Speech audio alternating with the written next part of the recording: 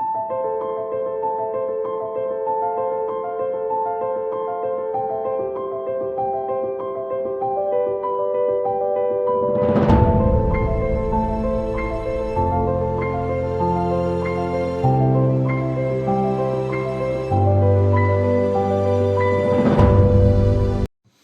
war, especially a big one, dictates its own rules, which often differ from the opinions of the military.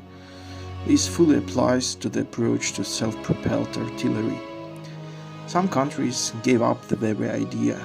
Others got stuck in technical aspects or came to a standstill. This also concerned the development program for Soviet heavy self-propelled guns.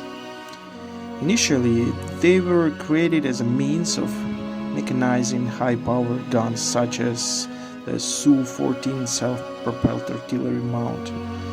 The Soviet-Finnish War showed that there was a big need in bunker fighters.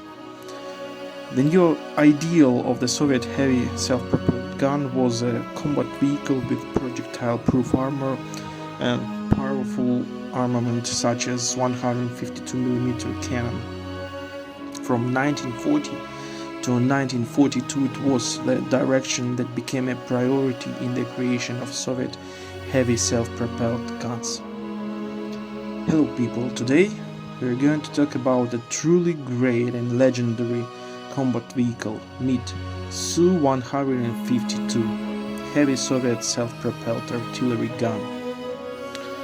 The history of the Su-152 self-propelled gun often begins in December 1942, when work began on the creation of this combat vehicle at the Kirov plant in Chelyabinsk.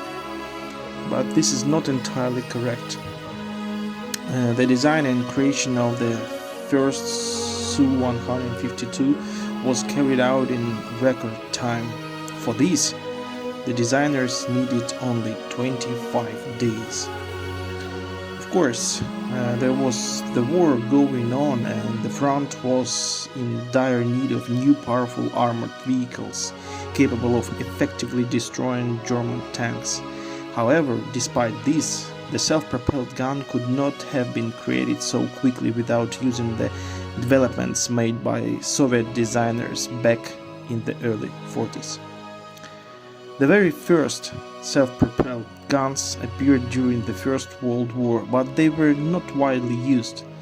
In the period between the two wars, work on the creation of self-propelled guns was most actively carried out in Germany and the USSR. The Soviet Union realized the urgent need for a powerful self-propelled artillery system after the outbreak of the Winter War. Overcoming the Mannerheim line was very costly for the Red Army. It was during this period that work began on the creation of self-propelled guns based on the T-28 and T-35 tanks. However, these works were never completed. Already at the end of 1941, the Soviet leadership began to receive numerous requests from the front to create a self-propelled gun for artillery support of tank and infantry in battle. Those voices were heard, and Chelyabinsk plant received the task of developing a new self-propelled gun based on the heavy tank of KV series.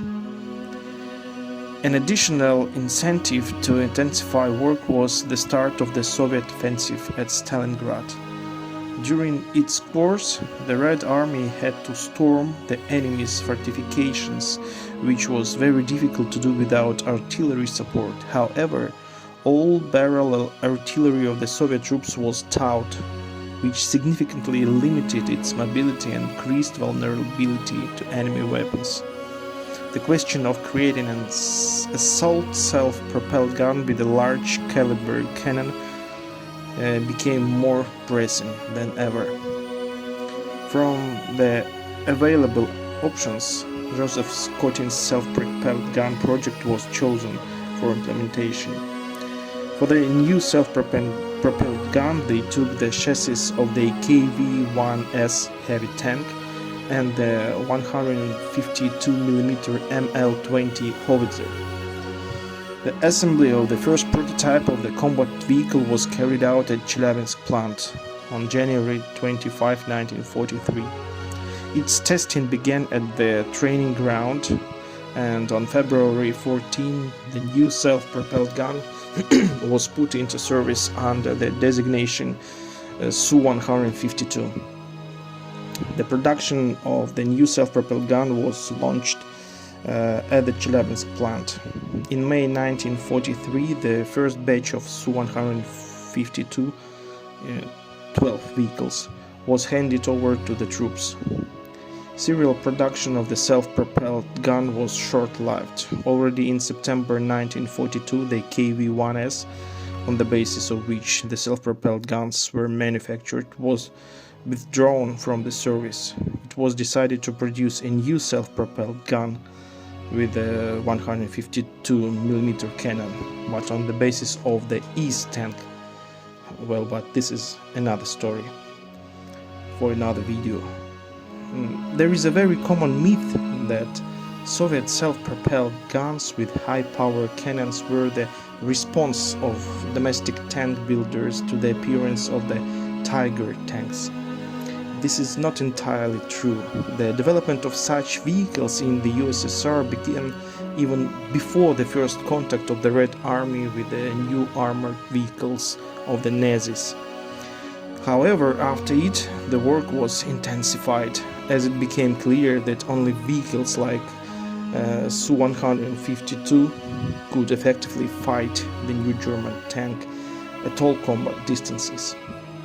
The Su-152 self-propelled gun had a layout similar to other Soviet self-propelled guns of the war period. The vehicle was based on the KV-1S tank, had a fully armored hull and was equipped with a 152mm howitzer. The crew of the self-propelled gun consisted of 5 people. The armored cabin was located in the front part of the hull. It combined the fighting compartment and the control compartment. The cabin contained the seats of the crew members, all the ammunition and the gun. The engine and transmission were located at the rear of the vehicle. 3 crew members were located to the left of the gun: the driver, the gunner and the loader. The seats of 2 more crew members, the commander and the plugman, were located to the right of the gun. One of the vehicle's fuel tank was located right inside the armored cabin, which significantly reduced the crew's chances of getting out of the vehicle alive if it was hit. The hull of the self-propelled gun was welded from rolled armor plates. The armor protection of the vehicle was differentiated. Armor thickness altered from 20 to 75mm. The hull had rational angles of inclination. The main weapon of the Su-152 was the 152mm rifled howitzer ML-20S, model of 1937. The cannon mounted on the self-propelled gun was not much different from the towed version. The flywheels for vertical and horizontal aiming were moved to the left side of the gun. For the towed version of the gun, they were on both sides to provide greater convenience. The Su-152 could directly fire at a distance of 3.8 kilometers. The maximum firing range was 13 kilometers. Ammunition capacity was 20 shots. The Su-152 was equipped with a V2K diesel engine with 600 horsepower. The chassis of the self-propelled gun was completely identical to the KV-1S tank. The Su-152 transmission was mechanical with a drive friction main clutch and a 4-speed gearbox. The combat debut of the Su-152 was the Kursk bulge. The self-propelled gun didn't play a decisive role in this battle due to the small number of vehicles that the Soviet troops had. A total of 24 Su-152 units were sent to Kursk. The self-propelled gun was mainly used as anti-tank weapon. The Su-152 turned out to be almost the only example of Soviet armored vehicles that could reliably hit all types of German tanks and self-propelled guns at all combat distances. It should be noted that not only the well-known Tigers and Panthers were serious opponents for Soviet tankers. The modernized German medium tanks Panzer III and Panzer IV, with frontal armor improved up to 70 mm, were of the same threat. Soviet armor-piercing caliber shells could penetrate them only from minimal distances less than 300 meters. The 152 mm shell was practically lethal to any type of German armored vehicle. The armor-piercing shell literally destroyed German medium tanks, and the armor of the Tigers and Panthers could not withstand them. In case of lack of armor-piercing shells, the Soviet tankmen applied concrete-piercing and even high-explosive fragmentation shells. The latter didn't penetrate armor, but destroyed sights, guns, and other equipment of combat vehicles. The energy of the projectile was so great that the turrets of enemy tanks were often torn off. Well, the Su-152, often dubbed the Beast Slayer by its crew, emerged as a formidable weapon. With its massive howitzer, the Su-152 packed a devastating punch capable of decimating enemy fortifications, tanks, and infantry with equal ferocity. Its combat history on the Eastern Front revealed its effectiveness in breaking through heavily defended German positions. Despite its significant firepower, the Su-152 had its drawbacks. Its reliance on the KV-1S chassis limited its mobility compared to contemporary tanks, making it vulnerable to faster and more agile adversaries. Moreover, its armor, while providing protection against small arms fire and shell fragments, was insufficient against direct hits from enemy tanks and anti-tank weapons. However, its impact on the battlefield cannot be overstated. The Su-152 played a vital role in Soviet offensives, providing crucial fire support to infantry and armored units.